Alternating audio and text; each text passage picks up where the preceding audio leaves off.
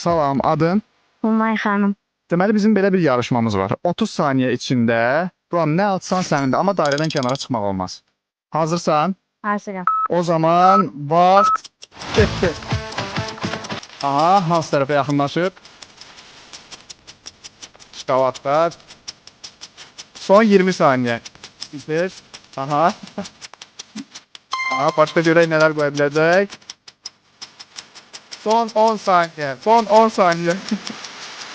Son 5 saniyə. Və bax, bitti. Deməli, burada nə var?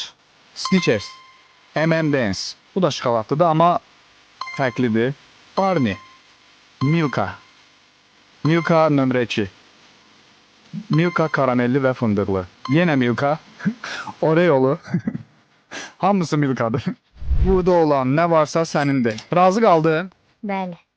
Nuş olsun.